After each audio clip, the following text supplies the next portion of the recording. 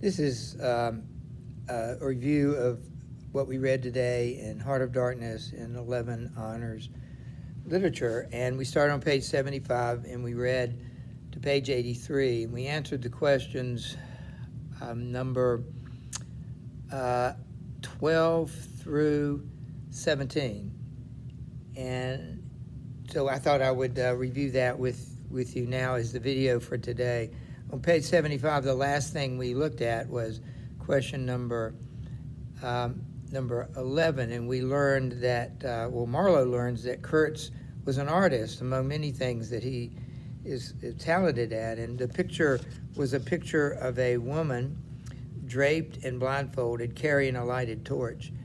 And we discussed this as meaning that the picture, the woman, represented Europe and represented imperialism, and she was blindfolded and carrying a torch, which was an incongruous sight because she couldn't see where she was going, and yet she was bringing a torch so that others might see, which is a great, really, parallel to imperialism, where the Europeans were trying to civilize the so-called uncivilized countries, and yet they themselves were blind to their own flaws. What we learned there is that more about Mr. Kurtz, all of it up to this point, is very positive.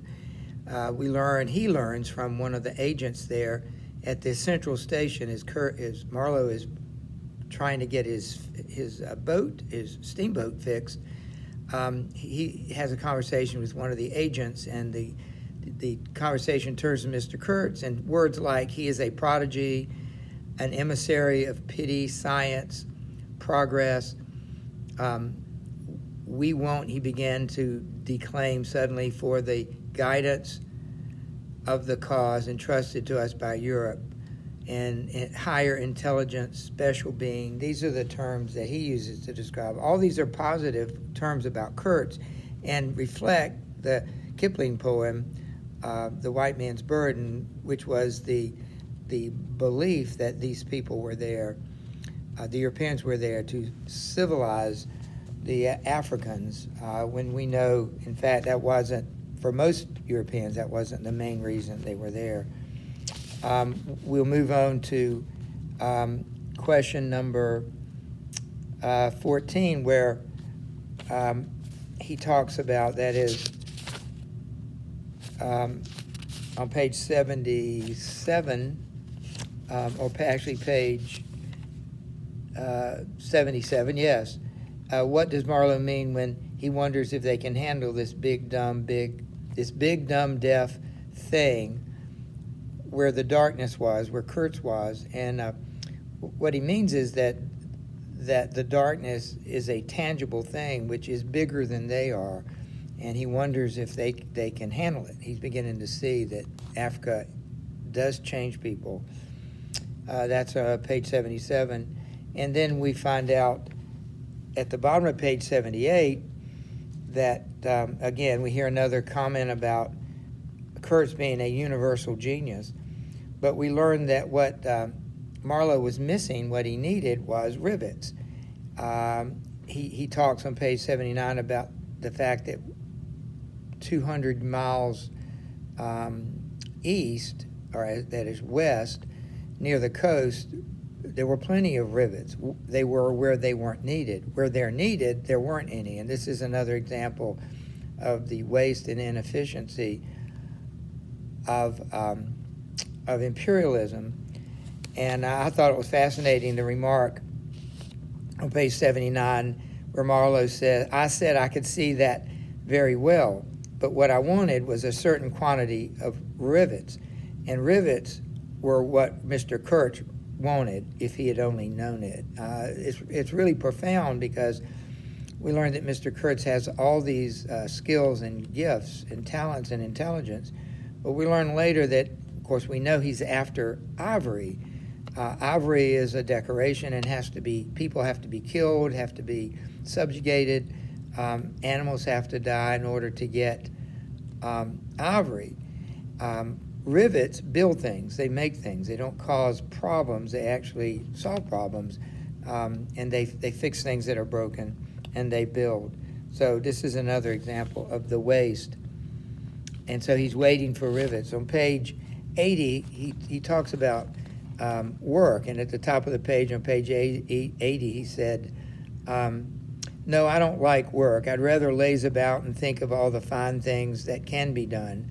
I don't like work, no man does. But I like what is in the work, the chance to find yourself, your own reality for yourself, not others. You see this theme in the book about reality versus illusion, and the closer they get to the heart of darkness, the more illusory things begin to see. Things don't seem as real. They seem otherworldly.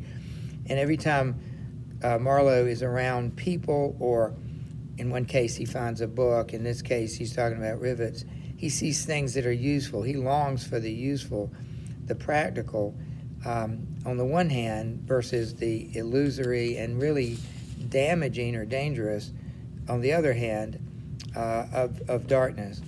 So that's why he likes work. The Pilgrims, question number 15, and we've seen the term before. The Pilgrims are Europeans that have come here in order to search for ivory, and they're called pilgrims because there's a religious connotation there. The thing is, they're called faithless pilgrims. Their religion is greed and power and ivory, all wrapped up in the idea of ivory because it was so valuable. And so they almost worship it. That's what makes them pilgrims. They follow it, they worship it, they bow down to it, like pilgrims. But of course, it's not really a religious, but it is a idol worship. And so we find that the manager's uncle shows up with something called the El Dorado Exploring Exposition on 82.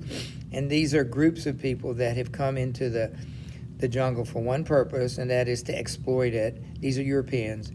And one of the uncle of the manager is the head of it. So it says that they have no moral purpose at the back of it other than burglars breaking into a safe. They've come to steal and not to produce anything. And finally, why does the manager resent Kurtz? He resents Kurtz because he's afraid of him. Kurtz is a man that's going to have power someday. He already has some.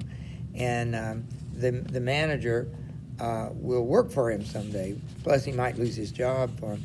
What we find later also is that the manager resents the methods that Kurtz is using because they are not prescribed methods, and they are hurting the company as a whole, but they are enriching Kurtz. So this is a summary of the almost 8 pages we read today. We'll start tomorrow, read some tomorrow, start on page 85. Hope this is a helpful review.